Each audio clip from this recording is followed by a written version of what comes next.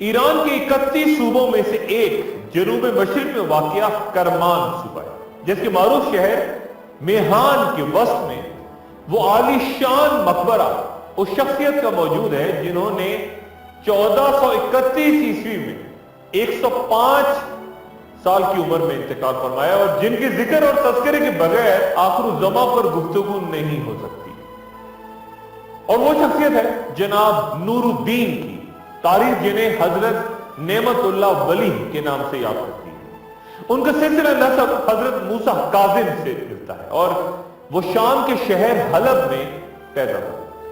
उन्होंने कुरान सैयद जलालुद्दीन ख्वारिज़मी से पढ़ा, जबकि इल्म कलाम शेख शम्सुद्दीन मक्की से मक्कातुल मुकर्रमा में हासिल किया। और इस दौरान आप 7 साल मक्के में मुकीम रहे और फिर ईरान, अफगानिस्तान, मिस्र, शाम, समरकंद, तबरेज, मुल्तान और कश्मीर का सफर भी किया। वो मौसम सर्मा गारों में गुजारते और लोगों ने इस दौरान हजारों की तादाद में उनकी बुजुर्गी और करामात का एतराफ किया। और फिर वो ईरान में यज़्द के इलाके में गए जहां उन्होंने खानकाह तामीर की। वहां लोग दूर दूर से आते और वहीं जब उनका इंतकाल हुआ तो सुल्तान शहाबुद्दीन दहमी ने उनका मकबरा तामीर किया। शाह नेमतुल्लाह वली गालिबन अल्लाह के उन बरगजीदा बंदों में से थे जिनके बारे में रसूल अल्लाह सल्लल्लाहु अलैहि वसल्लम का इरशाद कि मेरी उम्मत के बाद उलेमा बनी इसराइल के पैगंबरों की तरह होंगे। सूफिया के नजदीक ये गिरोह औलिया मुराद कहलाता है कि अल्लाह ताला जब चाहे अपनी खसूसी अनायत से वली, अब्दाल, कुतुब और गौस जैसे आला और अरफा मरातब पर इन्हें फायज कर देता है। हजरत नेमतुल्लाह वली आज से तकरीबन 855 साल पहले गुजरे हैं और उनके हजारों फारसी अशार पर मुश्तमिल दीवान के अलावा एक कसीदा बहुत मशहूर है जिसमें उन्होंने आने वाले दौर की पेशगोइयां फारसी अशार की सूरत की, जो कि हैरान कुन हद तक हर बहर कुछ इस तरह दुरुस्त नजर आती हैं कि उन्होंने 100 से 700 साल बाद आने वाले बरे सगीर के बादशाहों के नाम तक तरतीब के साथ बयान कर दिए, जब वो पैदा भी नहीं हुए वो बादशाह।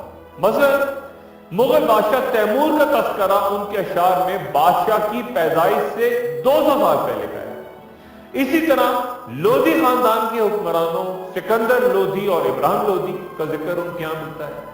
और फिर मुगलिया खानदान के बाबर, हुमायूं, शेर शाह सूरी जो दरमियान में आए, अकबर, जहांगीर, शाहजहां, सबके किस्से नामों के साथ बयां करते नेमतुल्लाह शाह वली फिर अंग्रेजों की आमद का अहवाल भी बयान करते हैं। सिर्फ हिंदुस्तान के ही नहीं बल्कि वो हिजाबात के तमाम पर्दे उठाते हैं जो आखिर-उज़्ज़मा तक पेश आने वाले कमोबेश तमाम वाकयात और हवादिस को अपने कसीदों में फिर वो बयान करते हैं। कई कसीदों में वो पैदाशोज की रदलीफ इस्तेमाल करते हैं, यानी पैदा होगा ये कह के बात करते हैं।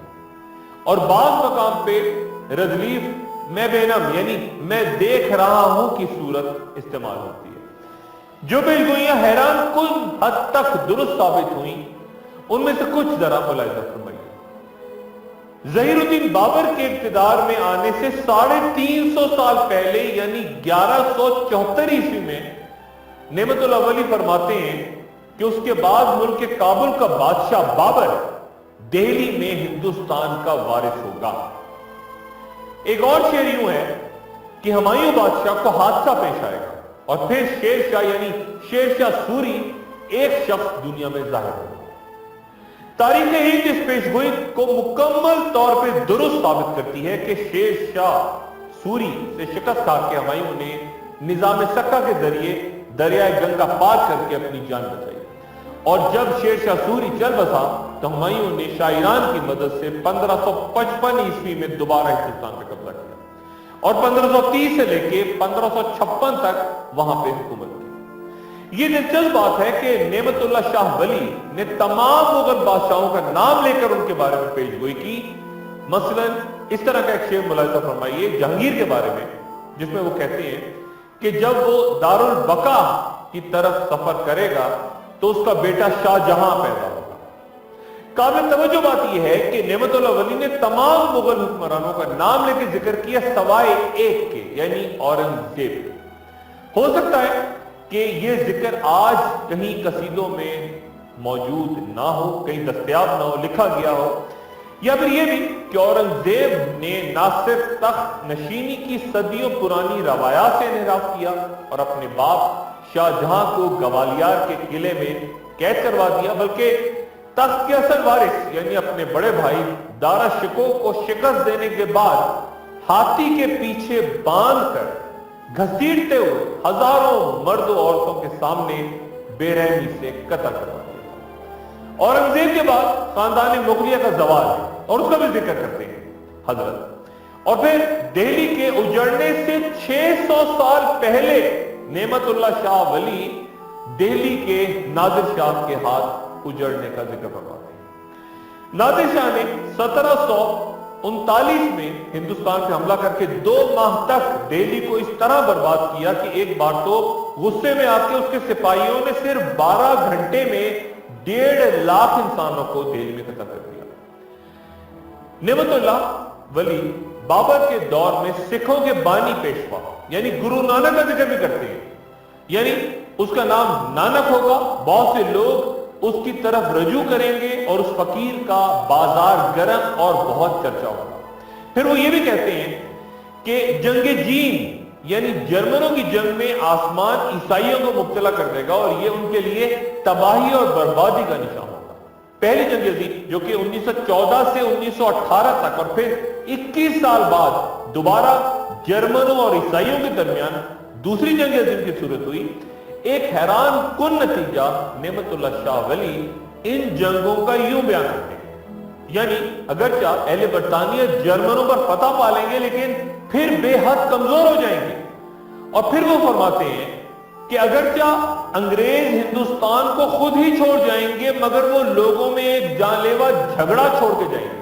गौर कीजिए, यहां नेमतुल्लाह शाह वली मसला कश्मीर का जिक्र फरमा रहे हैं। और फिर वो कई साल बाद सकूत ढाका की पेशगोई भी करते हैं, यानी मुसलमानों पर अपने मुल्क की जमीन तंग हो जाएगी और तबाही और बर्बादी उनकी तकदीर में जाहिर होगी।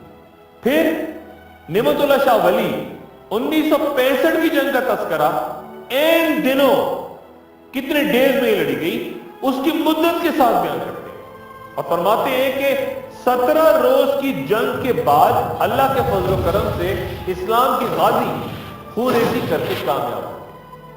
माजी में हैरान कुन हद तक दुरुस्त होती पेशगोइयों के बाद जरा जमाने हाल की पेशगोई पर नजर डालें और फिर मैं आपको यह बताऊंगा कि नेमतुल्लाह शाह वली मुस्तकबिल के बारे में क्या कहते हैं।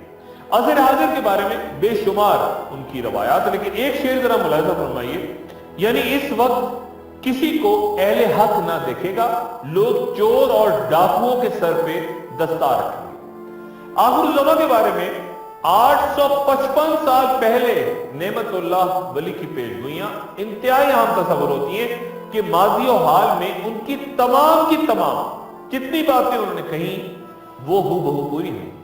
मुस्तकबिल के किसी दौर के बारे में वो फरमाते हैं कि उस वाक़े के बाद, किस वाक़े के बाद ये वाक़े रही कि वो कहते हैं कि उस वाक़े के बाद हिंदुस्तान में एक शोरिश जाहिर होगी और उस सरजमीन पे फितना फसाद बपा होगा। किस वाक़े ने ये हंगामा शुरू किया इसके बारे में जैसे मैंने पहले बयान किया कोई नहीं जानता। फिर वो कहते हैं कि यानी इस कल्फिशार के वक्त बुत परस्त कौम कलमा गो मुसलमानों पर अपने हिंदुआना कहर गजब के साथ जाहिर होगी। इस जंग के दौरान यहां लड़ते मुसलमानों के बारे में 3-4 अशार इंतहाई तवज्जो तलब है, यानी उनकी मदद के लिए शुमाल मशरिक की तरफ से फतह हासिल करवाने के लिए गायबाना मदद आएगी। फिर वो कहते हैं यानी तुर्की, अरब, ईरान और मशरिक वुस्ता से इमदाद के लिए उनके पास लोग दीवानावार आएंगे। और फिर इस जंग में इत्तेहाद कैसे होगा इस बारे में उनका ये शेर मुलाहिजा करें, यानी तुर्की, चीन और ईरान वाले ये भी सब यकजा हो जाएंगे और ये सब भी हिंदुस्तान को गाजियाना तौर पे फतह करेंगे। ये जंग किस कदर खूरेज होगी इस बारे में नेमतुल्लाह शाह वली फरमाते हैं कि दरिया अटक काफिरों के खून से 3 मरतबा भर के जारी होगा। इस शेर की समझ बूझ उस वक्त तक नामुमकिन है जब तक उस पेशगोई पे नजर ना डाल लें जिसके बारे में वो फरमाते हैं, यानी पंजाब, शहर लाहौर, मुल्क कश्मीर, नुसरतशुदा आजाद कश्मीर यानी दरिया गंगा और दरिया जमुना का इलाका और बंजोर शहर मुसलमान फतह कर लेंगे। बहुत से साहिब इल्म इन पेशगोइयों को उन अहादीस के साथ उनके तनाजुर में देखते हैं जहां पे जिक्र हुआ है ग़ज़वा हिंद का। तीसरी मुतवक्को जंग-ए-ज़ीन के बारे में नेमत शाह वली फरमाते हैं, यानी हिंद की तरह मगरिब की तकदीर भी खराब होगी और तीसरी जंग शुरू हो जाएगी। फिर उनका कहना है, यानी इस बड़ी जंग में शिकस्त खुर्दा जर्मनी या जापान रूस के साथ बराबरी करेगा या मिल जाएगा और इस जंग में जहन्नुमी किस्म के इंतहाई मौलक आतिशी हथियार इस्तेमाल होंगे। नेमतुल्लाह शाह वली के मुताबिक यानी अचानक हज के दिनों में इमाम मेहदी जाहिर होंगे और ये तमाम दुनिया में बात मशहूर हो जाएगी। उसके बाद इस्फहान शहर से दज्जाल जाहिर होगा, इस्फहान शहर से, और उसके कत्ल करने के लिए ईसा अलैहिस्सलाम आसमान से उतरेंगे। और एक शेर इन पेशगोइयों के नाजुक तरीन मरहले पे नेमतुल्लाह शाह वली का यूं है कि ऐ नेमतुल्लाह शाह, खामोश हो जा, रब के राजों को जाहिर ना कर। नेमतुल्लाह शाह वली की पेशगोइयां कुछ 2000 अशआर के करीब बयां होती हैं, जिनमें से सिर्फ 350 अब आज के वक्त दस्तयाब है और 1000 साल पर मुहीत इतनी तवील और मुस्तनद पेशगोई करने का ये गैर मामूली मर्तबा किसी और रूहानी शख्सियत को अल्लाह ने गालिबन अता नहीं किया। यानी नेमतुल्लाह एक कोने में बैठा हुआ है और मैं सब कुछ देख रहा हूं।